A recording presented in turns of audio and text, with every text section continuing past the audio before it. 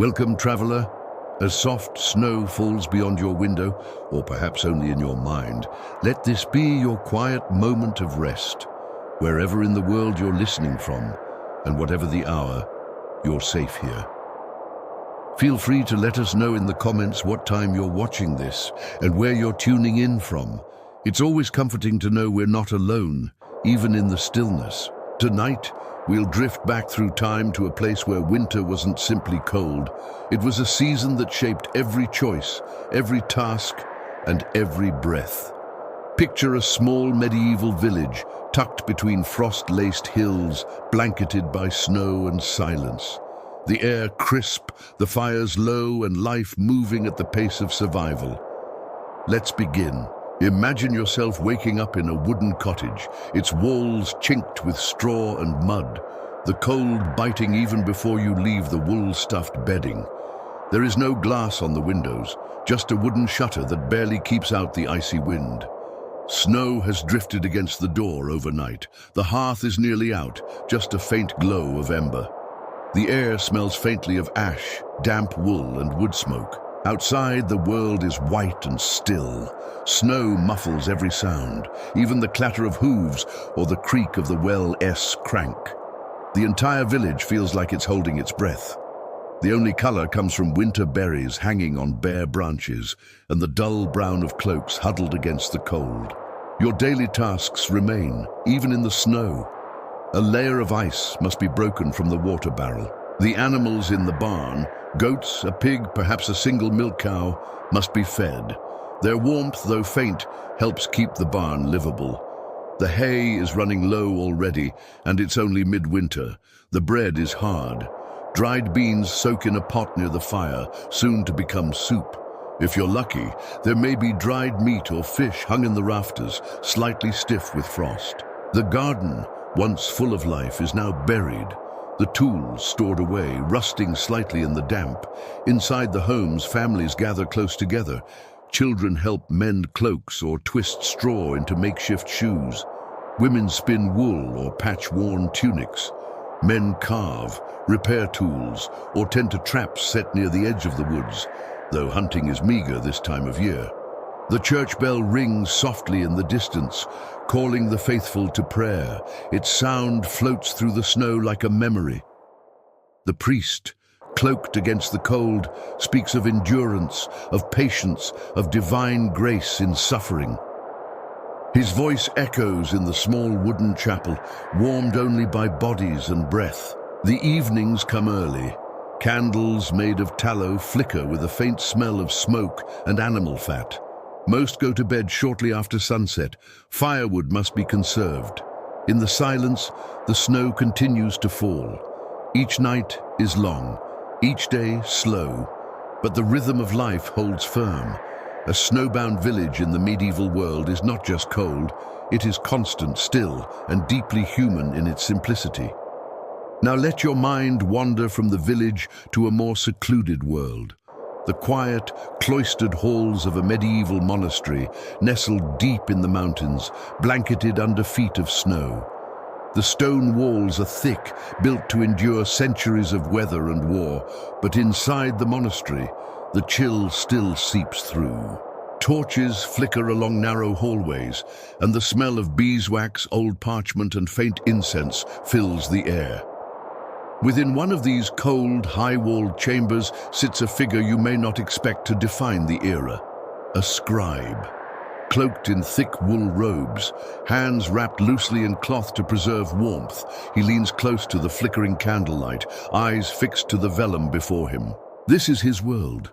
Not plows or swords, but ink, silence, and slow, patient labor. Monastic scribes in medieval Europe were the keepers of knowledge. And in this snowbound season, their work continued, slow and steady, like the fall of flakes beyond the window. Day after day, line by line, they copied sacred texts, Bibles, psalters, theological treatises. and sometimes classical works of philosophy, medicine, or astronomy, preserved from a world long past.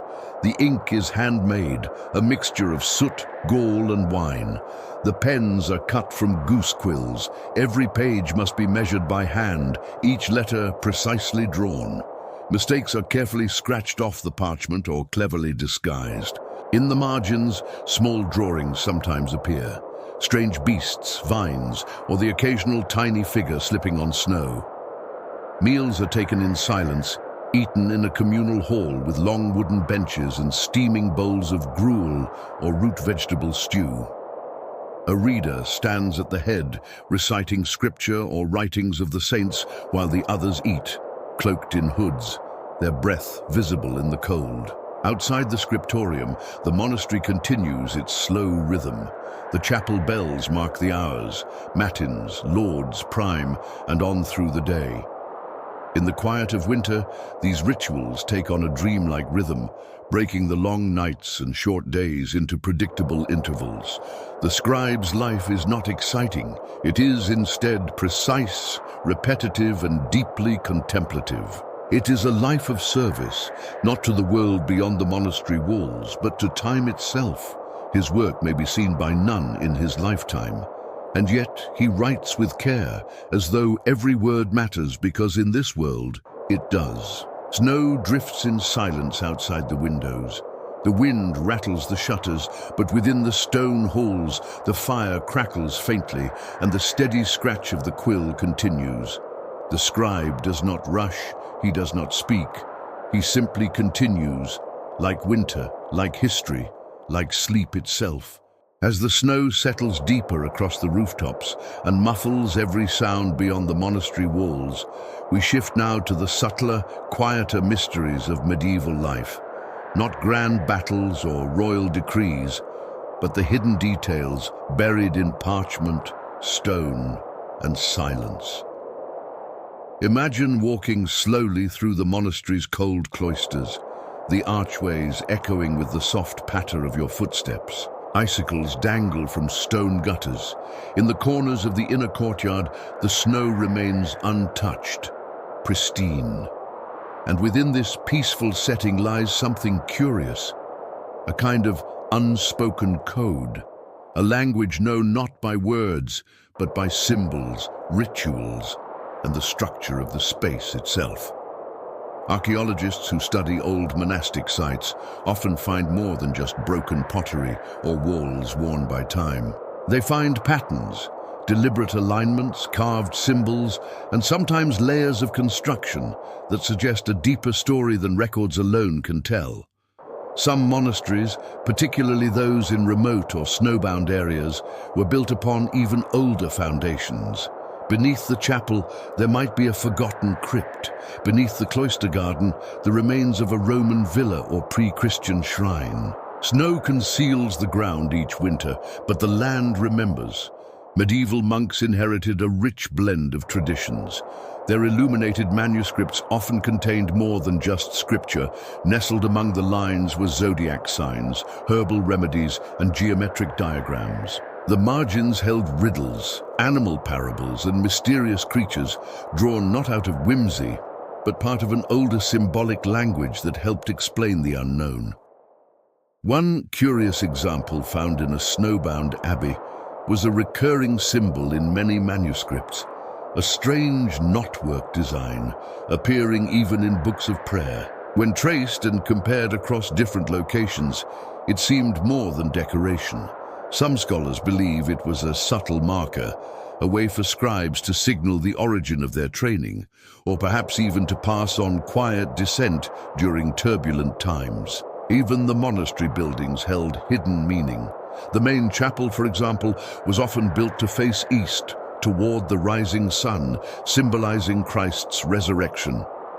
The positioning of windows, the number of arches, the very dimensions of the cloister walkways, all reflected layers of religious and philosophical symbolism.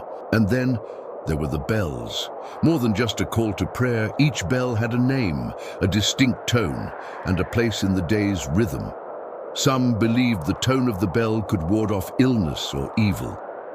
On cold winter nights, when winds howled through the valleys, the bell's chime carried not just sound, but a message that time continues, that order remains even in the snow. When archaeologists uncover broken tiles with tiny inscriptions or a piece of an illuminated page hidden in a wall cavity, it's as though the monks are still speaking, carefully, quietly, through the veil of time. And so we begin to understand the quiet mystery of the snowbound monastery, not through action, but through presence. Through silence, structure, and the careful placement of meaning in unlikely places, let your thoughts drift with this rhythm, gentle, slow, like snow drifting down upon old stone. The deeper you look, the more is revealed, but always softly, like a whisper beneath centuries of stillness.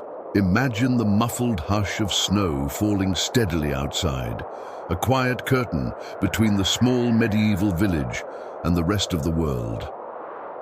Within these humble cottages and halls, social life stirred in gentle rhythms, dictated not by ambition or leisure, but by necessity and familiarity. Social ties in a snowbound village were not optional. They were a matter of survival. Each person's role, no matter how small, mattered. The elderly, who could no longer contribute physical labor, offered something else entirely: knowledge. Around the hearth they told old tales, handed down advice, and remembered the winters of decades past. Their words held weight. They had endured seasons far harsher, when crops had failed or wolves had drawn too close. The village listened. Children, despite the chill, played in short bursts before rushing back inside, cheeks rosy and hair damp from the snow. Their laughter was one of the few high notes in an otherwise subdued winter rhythm. They mimicked the roles they saw, pretending to sweep the hearth, lead imaginary oxen, or deliver firewood to unseen neighbors. Through play, they absorbed the life they would inherit. In the evenings, communal gatherings would sometimes be held, though modest by any measure. A villager might open their larger home or small barn, cleared for a shared meal or prayers. Lanterns would flicker low, casting amber light over the crowd. In the center, a wooden bowl passed between hands, perhaps filled with warm spiced ale if stores allowed, or a simple stew shared among many. Here, they told stories, not just legends of distant kings or saints, but personal accounts. How the snow drifted higher than the barn roof the year the twins were born. How the foxes had once invaded the hen house during a full moon. How young Thomas had wandered off after a hare and been found sleeping under a tree, warm only because the family dog had curled around him. In such gatherings, the spoken word was the glue. With no books and little to read even if there were, memory and voice preserved the village's soul. Humor was dry, sometimes dark, born of resilience.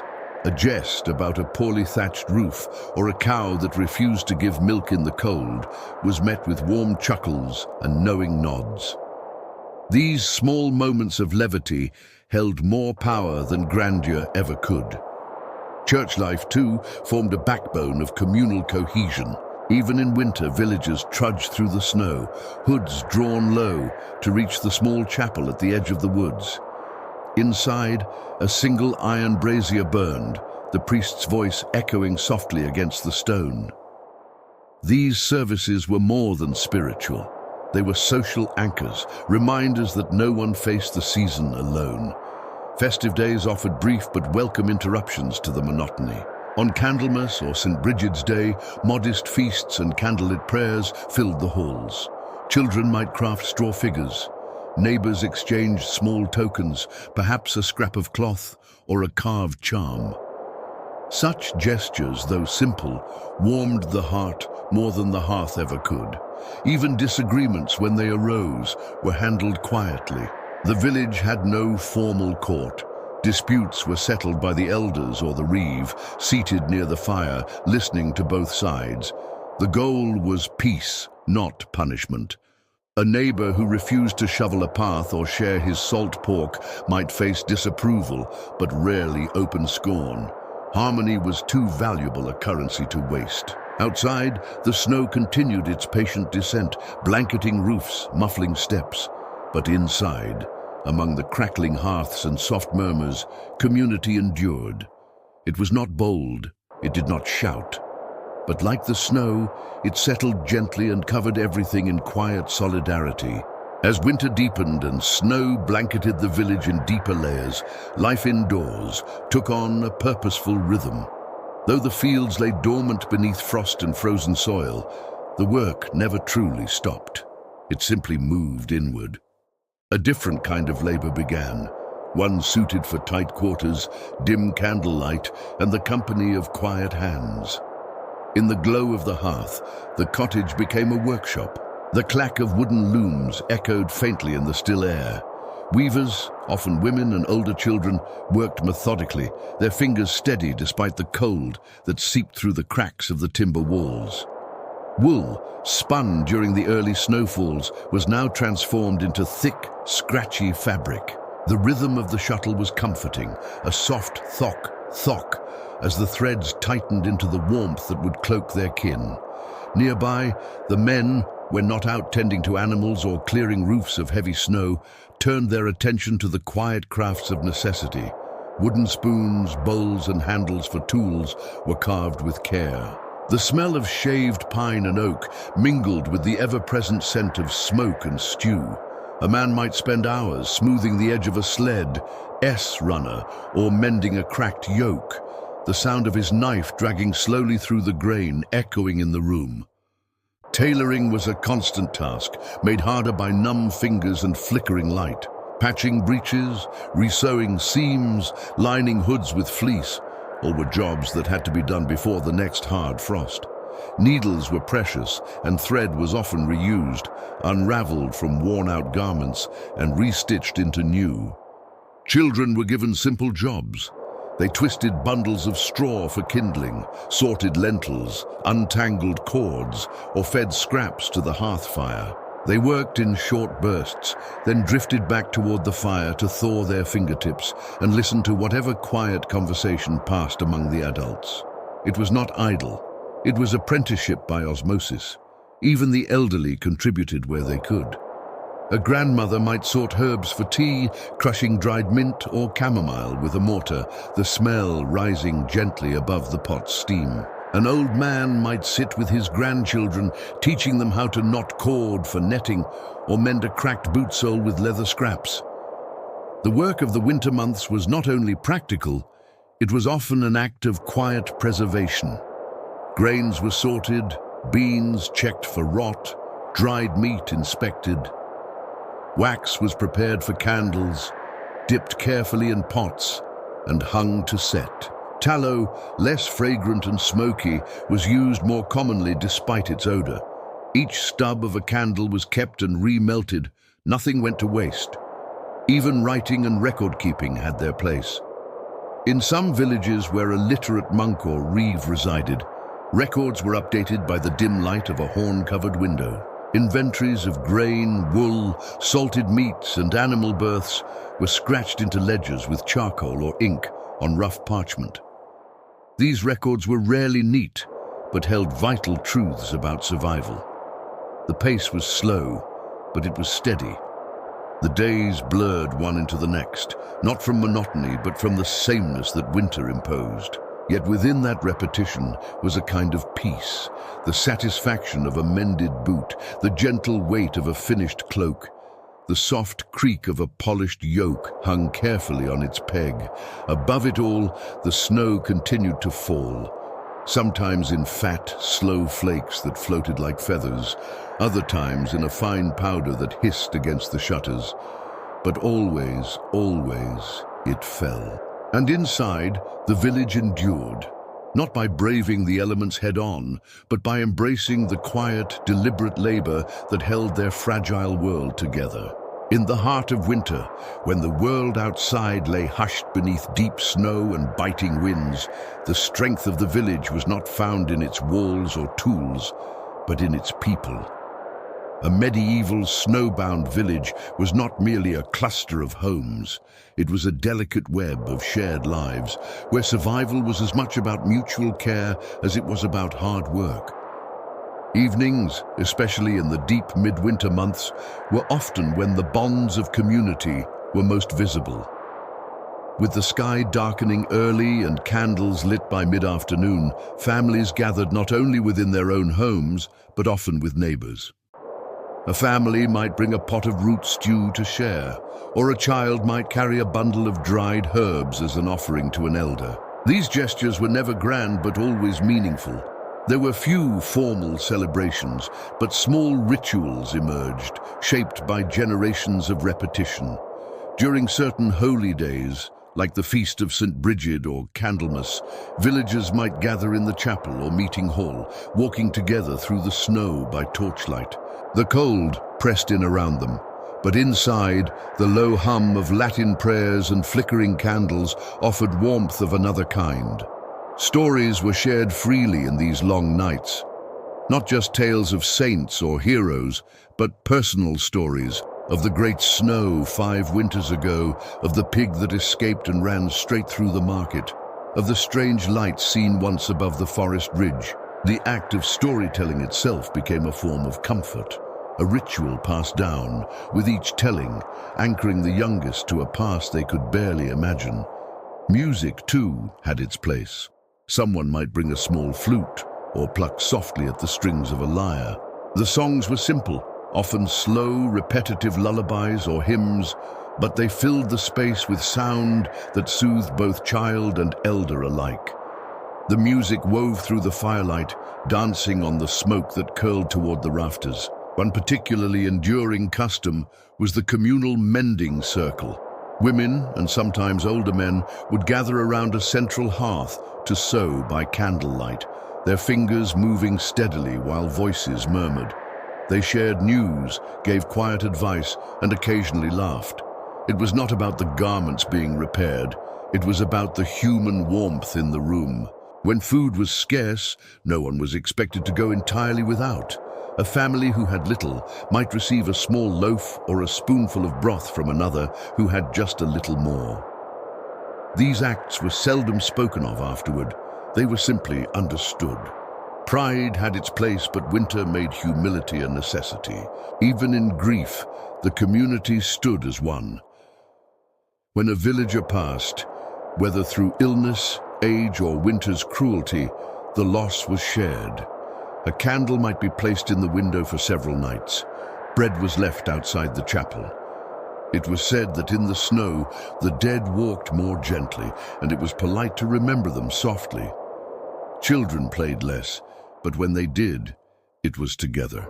They would chase one another in the snow until cheeks burned pink, or carve tiny figures from sticks and scraps. Older children watched over younger ones, and every child belonged not just to their family, but in a way, to the entire village. There was no written code, no formal law in most places, only the spoken customs that governed behavior passed from elder to apprentice, mother to daughter, neighbor to neighbor. It was these customs that shaped trust, forged cooperation, and kept the fragile balance in place until spring returned, and always the snow fell, softly, endlessly, blanketing roofs and fields alike, dampening sound and time. Yet within that hush, hearts beat steadily, hands reached out, lives intertwined.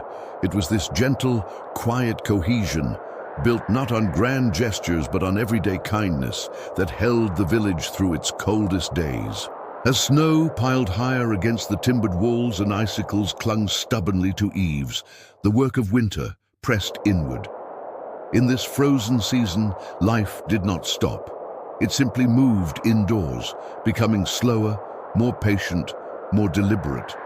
Survival in a snowbound medieval village was not only a matter of endurance, but also one of skill, of knowing how to make and mend, shape and sharpen, prepare and preserve. Each household became a miniature workshop.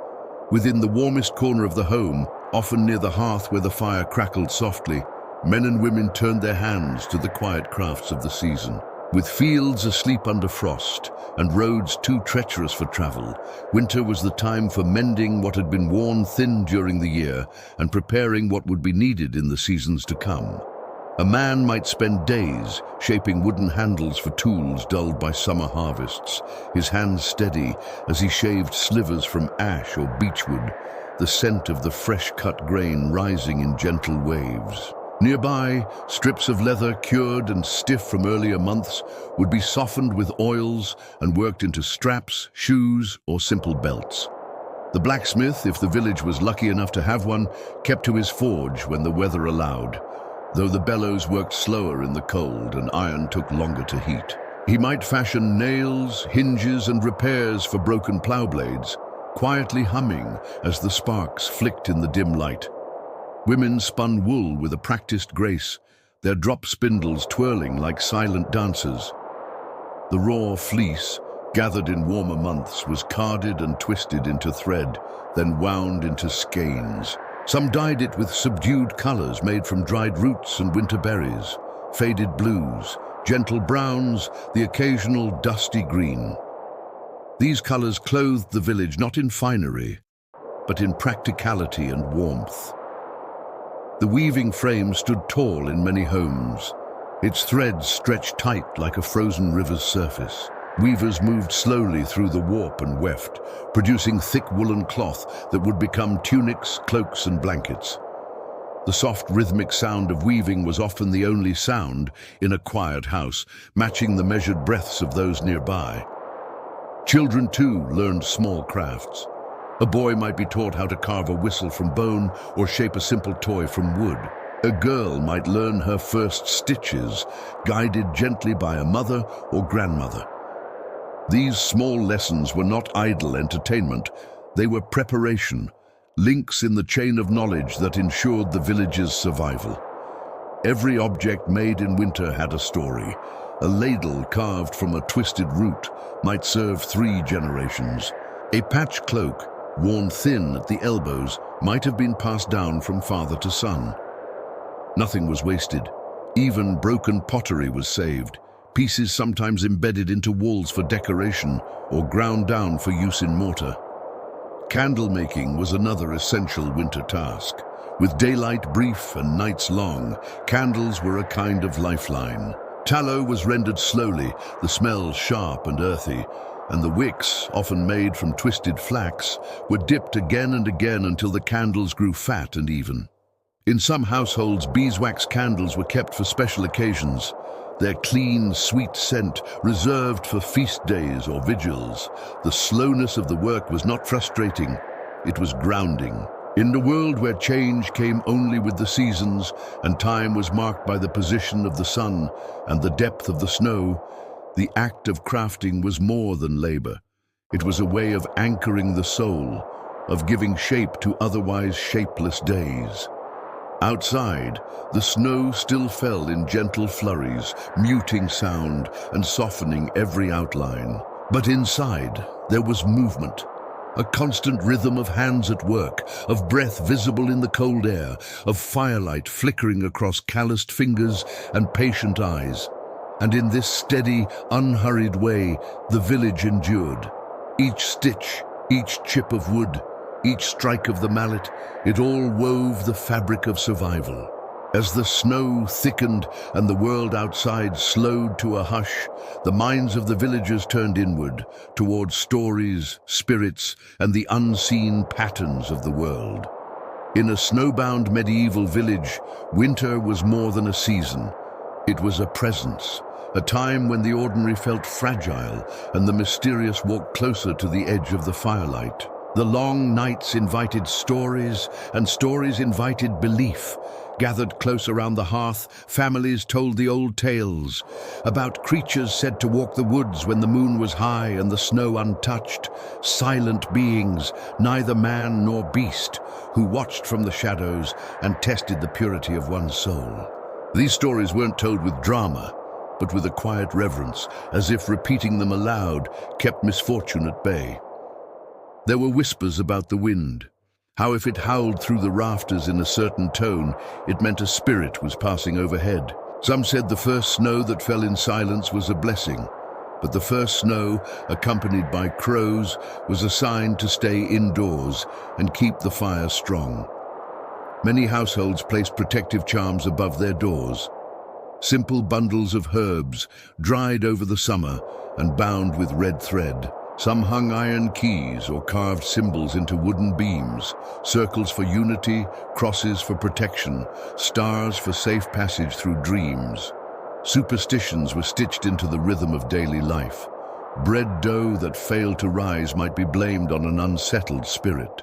A sudden chill in the air, when no door had opened, could bring a quiet pause, a moment to murmur a prayer or touch the wall where grandmother had once drawn a cross in chalk. The village priest, if present, walked a delicate line between doctrine and tradition. He might bless the fields with holy water after a storm.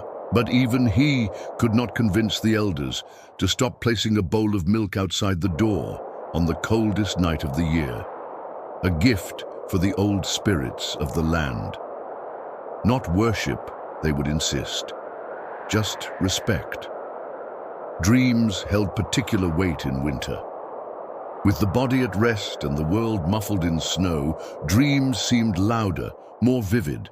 A dream of falling snow inside the house might be seen as a message from ancestors. A dream of fire could mean renewal or warning. Some villagers kept small tokens under their pillows, a dried flower, a sliver of wood from a cradle, a feather, meant to guide their dreams and protect them from wandering spirits. The darkness of winter also brought quiet rituals. Some women rose before dawn on midwinter yes day to gather snow and melt it for washing, believing it would bring clarity to the year ahead. Others waited until the first thaw to whisper their hopes into the wind, trusting that the departing cold would carry their wishes upward. And yet, despite the whispers and the charms, there was no sense of fear in these beliefs. The stories were not warnings, they were anchors.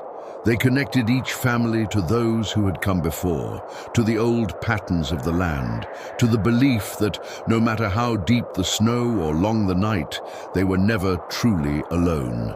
Even as frost crept along the windows and the fire burned low, there was comfort in the unseen, in the sense that every creak of the roof, every flutter of candlelight was part of a larger rhythm, one that had held the village through winters for centuries. So the stories were passed down, quietly, steadily, like snow drifting from a starless sky. And the village, wrapped in its faith and folklore, waited for the thaw. In the deep hush of winter, when the world narrowed to what one could touch, taste, or see from the threshold, the idea of trade might seem distant.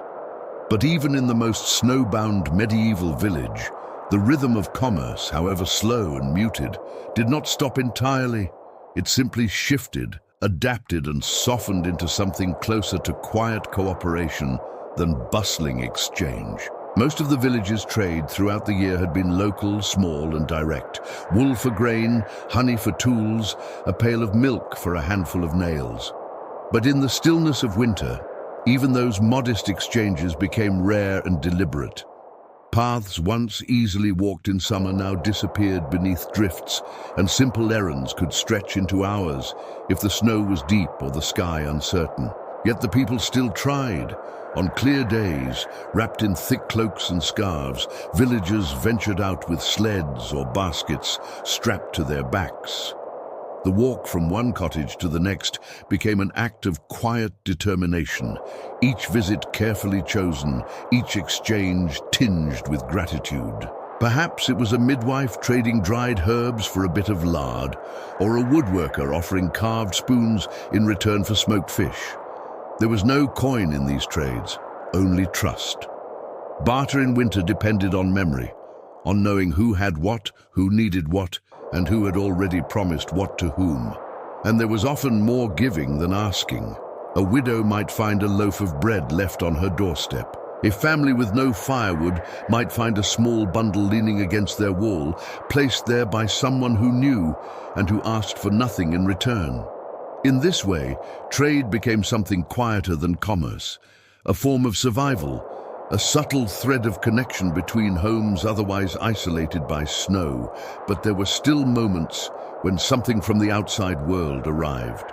Once or twice during the long season, the village might receive a visit from a traveling peddler, braving the frozen paths with a cart full of odds and ends, buttons, ribbons, salt and trinkets, news from distant towns, rumors of harvests, taxes or wars. His arrival, always sudden, always brief, brought a gentle ripple to the still pond of village life. Children peered from doorways.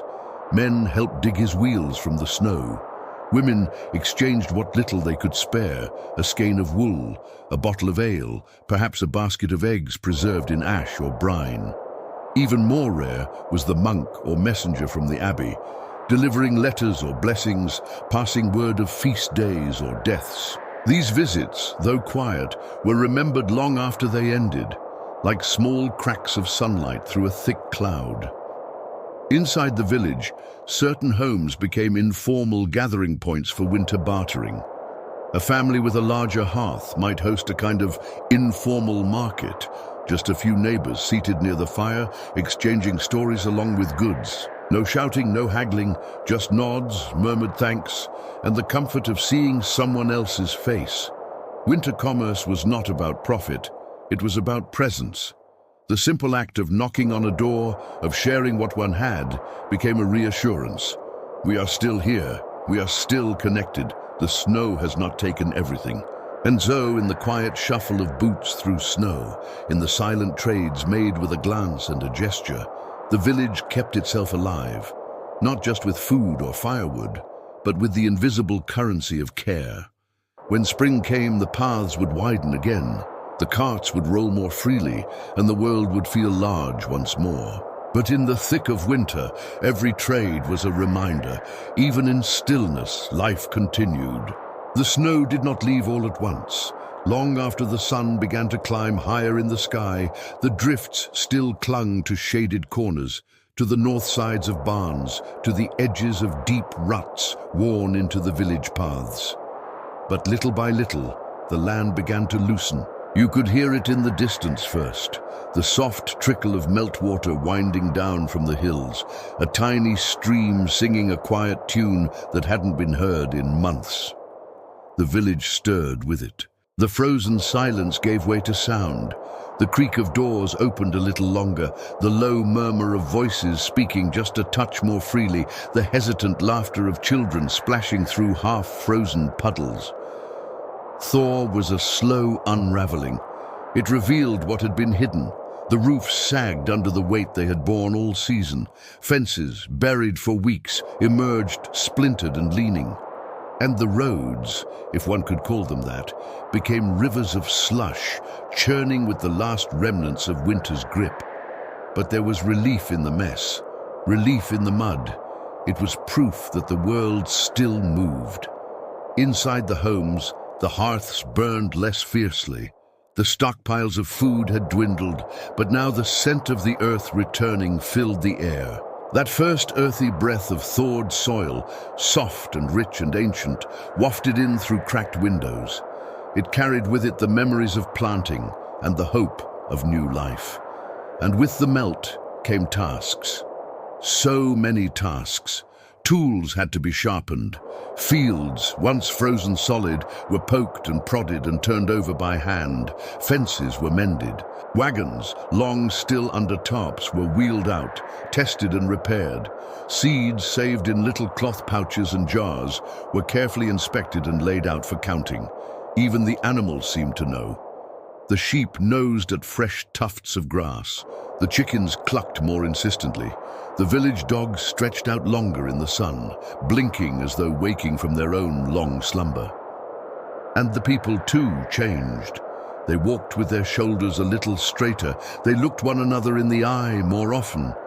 The burden of silence, of months spent in dim quiet, slowly lifted. Words came easier, so did smiles. Soon, the first visitors would arrive, a peddler with better roads to follow, a cousin from a neighboring hamlet, and the rhythms of the year would begin again, planting, tending, harvesting, gathering. each one with its own labor and reward. But for now, there was still quiet. A gentler kind of quiet. Not the muffled silence of deep snow, but the hush of something stirring, something beginning again. And as the light returned, not just to the sky, but to the hearts of those who had endured, the village remembered what it always knew, deep down, that the snow would fall and fall again in some future season. But so too would the thaw. So too would the light, so too would the warmth, and until then they would endure, they always had. And now, as the snow melts quietly in your imagination, let the warmth of the present moment carry you deeper into rest. Perhaps you're already asleep, or drifting, or simply calm. Wherever you are, whenever you are safe, you are warm. Thank you for joining us in this slow journey through the past. Boring History for Sleep will return with more calming, ambient storytelling soon. Until then, may your nights be quiet and your dreams be gentle.